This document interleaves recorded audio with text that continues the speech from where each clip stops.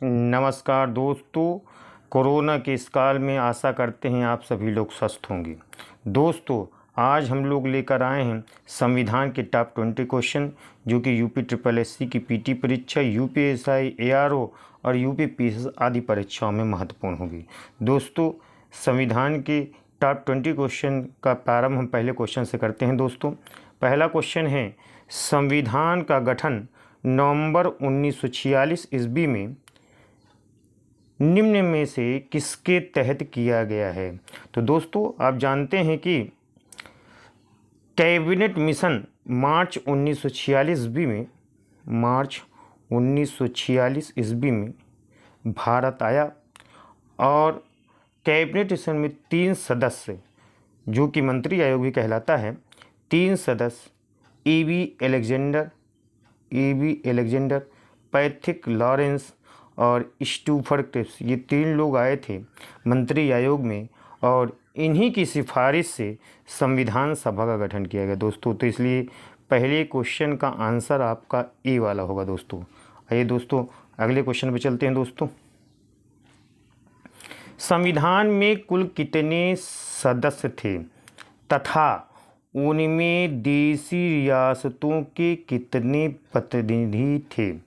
तो दोस्तों, जो संविधान में है कुल सदस्यों की जो संख्या थी 389 थी, 389 थी। और दोस्तों, यहाँ पर प्रश्न ये भी है कि देशी रियासतों के कितने प्रतिनिधि थे? तो प्रतिनिधि देशी रियासतों के 93 प्रतिनिधि थे। और दूसरा चीज़ ये भी इम्पोर्टेंट है दोस्तों कि जो 292 सदस्य हैं वो ब्रिटिश प्रांतों से थे और चीफ कमिश्नरी प्रांतों से 4 सदस्य थे। तो यहाँ पर आपका जो क्वेश्चन पूछा गया उसका आंसर ए होगा दोस्तों, 389 और 93 सदस्य। दोस्तों, अगले क्वेश्चन पे चलते हैं। दोस्तों,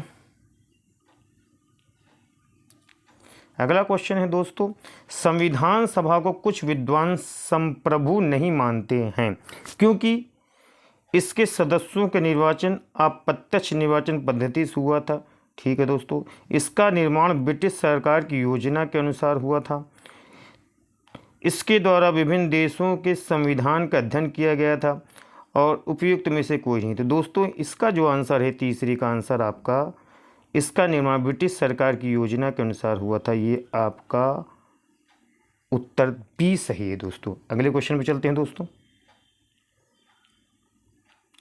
अगला क्वेश्चन है, निम्न में से किस वर्ष डॉक्टर भीमराव अंबेडकर ने अपने अनुयायियों की विशाल संख्या के साथ बौद्ध धर्म स्वीकार कर लिया?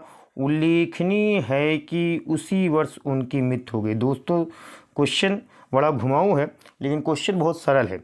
दोस्तों, 1956 ईस्वी में डॉक्टर भीमराव अंबेडकर की मृत्यु हो गई और उसी वर्ष इन्होंने बौद्ध धर्म अपनाया था। दोस्तों, ये क्वेश्चन बहुत महत्वपूर्ण है दोस्तों, ध्यान दीजिएगा। अगले क्वेश्चन में चलते हैं। दोस्तों,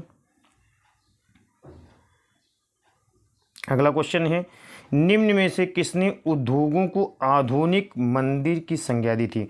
तो दोस्तों, आप जानते हैं आधुनिक मंदिर की संज्ञा उद्योगों को जवाहरलाल नेहरू ने दी थी दोस्तों। तो 5वें का पहला आंसर है जवाहरलाल नेहरू। अगले क्वेश्चन में चलते हैं। दोस्तों, अगला क्वेश्चन है दोस्तों, मूल संविधान में कितने अनुच्छेद और अनुसूचियां थीं? तो दोस्तों, आप जानते हैं तो मूल संविधान जब संविधान जब बना तो 395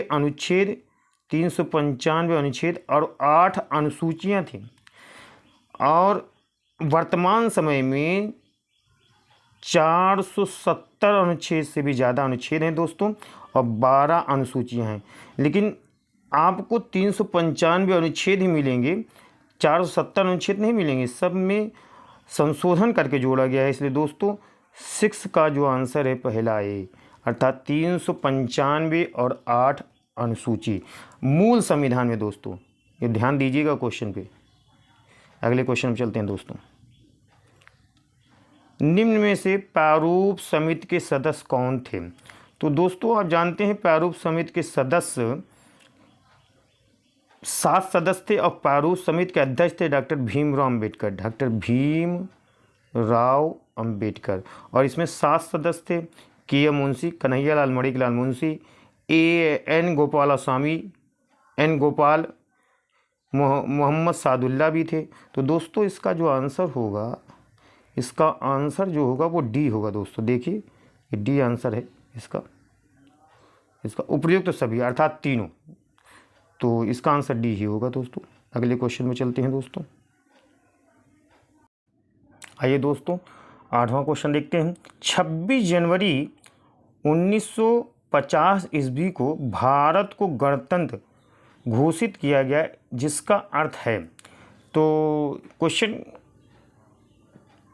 शाब्दिक है कि गणतंत्र का अर्थ क्या होता है। तो दोस्तों ध्यान जानते हैं आप लोग, गणतंत्र का अर्थ भारत का राष्ट्राध्यक्ष निर्वाचित होगा जो अनुवांशिक नहीं होगा। तो यहाँ पर जो 26 जनवरी 1950 को भारत की गणतंत्र घोषित किया गया था, इसका अर्थ है भारत का राष्ट्राध्यक्ष निर्वाचित होगा जो अनुवांशिक नहीं होगा। वो बहुत महत्वपूर्ण क्वेश्चन है दोस्तों, ध्यान दीजिएगा। 8वें का आंसर आपका बी होगा दोस्तों। अगला क्वेश्चन पर चलते हैं। नेहरू द्वारा शुरू की गई पंचवर्षीय योजना का आधार क्या था। दोस्तों ध्यान दीजिएगा, ये भी क्वेश्चन बहुत महत्वपूर्ण है और पूछा जाता है। तो नेहरू द्वारा पंचवर्षीय योजनाओं का जो आधार था, महाबोलिस द्वारा प्रतिपादित सिद्धांत भी था, ठीक है, रूस से प्राप्त अनुभव भी था। तो दोस्तों इसका आंसर जो सी होगा, अर्थात उपयुक्त दोनों ही आंसर इसके सही होंगे। तो 9 का आंसर सी होगा दोस्तों। अगले क्वेश्चन में चलते हैं दोस्तों। अगला क्वेश्चन है, नेहरू जी की विश्व शांति से संबंधित उपलब्धियां क्या थीं। तो नेहरू जी की जो विश्व शांति से उपलब्धियां थीं, गुटनिरपेक्ष की नीति भी थी नेहरू जी की, सही है, पंचशील सिद्धांत भी सही है, अर्थात इसका भी आंसर उपयुक्त दोनों ही होगा दोस्तों। तो 10 का आंसर सी होगा। अगले क्वेश्चन में चलते हैं दोस्तों। 11 नंबर क्वेश्चन बहुत ध्यान दीजिएगा। संविधान सभा में संबंध में क्या सत्य है। इसका गठन कैबिनेट मिशन आयोग के अनुसार हुआ था, अभी आपने देखा ही दोस्तों, ध्यान दीजिएगा। अगला, इसके कुछ सदस्य विभाजन के कारण हट गए थे, ये भी सही है। जब भारत और पाकिस्तान विभाजन हुआ तो 299 सदस्य ही बचे थे, अर्थात विभाजन के कारण हट भी गए थे इसके सदस्य, ठीक है दोस्तों। सी नंबर पर कहता है, विधानसभा को ही बाद में भारतीय संसद की मान्यता प्राप्त हुई। हाँ दोस्तों सही बात है, जो ये संविधान सभा ही थी जो बाद में भारतीय संविधान की संसद बनी। उपयुक्त में से सभी सत्य हैं, इसका आंसर उपयुक्त में से सभी सत्य हैं, अर्थात डी आंसर होगा दोस्तों। अगला चलते हैं दोस्तों 12 नंबर पे। संविधान सभा ने भारत के संविधान को कब अंगीकृत किया।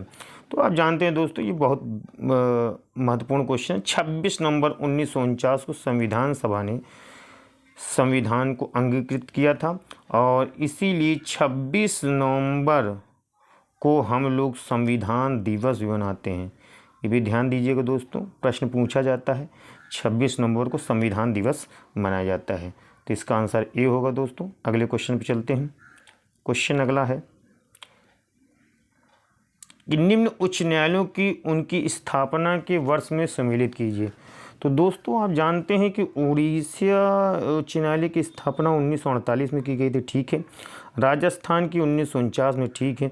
सिक्किम 1975, ठीक है। केरल 1958, ठीक है। तो पहले का ए, बी का दूसरा, सी का तीसरा, इसका पहले आंसर ही सही होगा दोस्तों। अगले क्वेश्चन पे चलते हैं दोस्तों।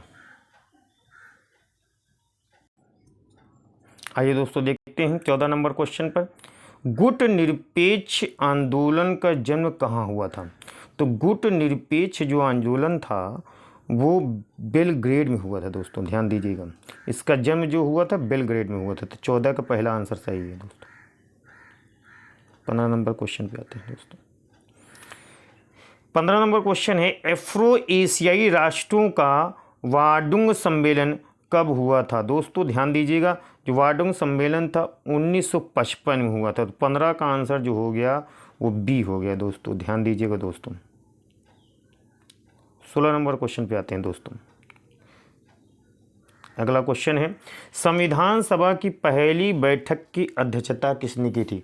तो दोस्तों आप जानते हैं कि 9 दिसंबर 1946 ईस्वी को संविधान सभा की पहली बैठक हुई। संविधान सभा की पहली बैठक हुई और इस बैठक में संविधान सभा के सबसे वयोवृद्ध सदस्य डॉक्टर सच्चिदानंद सिन्हा को पहला परंतु अस्थायी अध्यक्ष नियुक्त किया गया, अर्थात इसका जो 16 का आंसर होगा वो सी होगा दोस्तों। अगले क्वेश्चन में चलते हैं दोस्तों।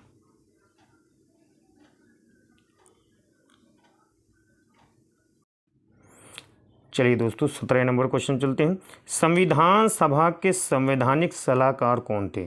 तो आप जानते हैं दोस्तों, संविधान सभा के संवैधानिक सलाहकार BN राव थे और संवैधानिक सलाहकार भी थे और इन्होंने संविधान में संवैधानिक सलाहकार अध्यक्ष भी नियुक्त किया गया था इनको। ध्यान दीजिएगा दोस्तों। अगले क्वेश्चन चलते हैं। 17 नंबर का बी आंसर सही है।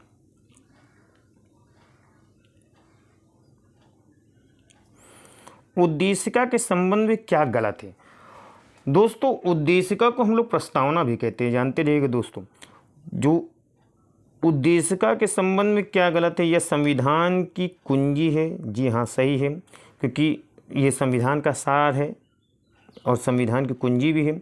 इसमें संविधान के ध्येयों आदर्शों का संक्षिप्त वर्णन है। जी हाँ सही है। इसे न्यायालय में परिवर्तित किया जा सकता है। जी नहीं, इसे न्यायालय में परिवर्तित नहीं किया जा सकता है। इसमें संशोधन सिर्फ एक बार किया गया है कि ईश्वरानंद भारती बनाम केरल राज्य के बाद में 1976 ईस्वी में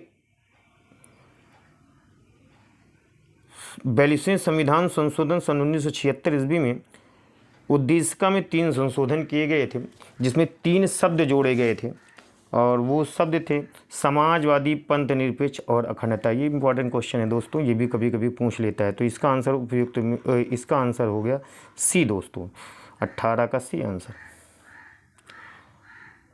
19 नंबर क्वेश्चन जो है दोस्तों, गुट निरपेक्ष आंदोलन के प्रारंभकर्ता कौन थे? तो गुट निरपेक्ष आंदोलन के प्रारंभकर्ता के विषय में बात की जाए तो जवाहरलाल नेहरू भी थे, नासिर भी थे मिस्र के है, और टोटो युगोस्लाविया के भी थे। उपयुक्त में से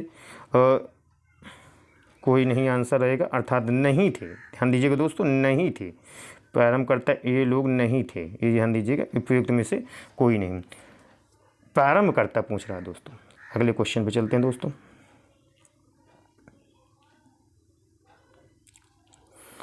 नेहरू जी द्वारा प्रतिपादित विदेश नीति के मुख्य तत्व क्या थे?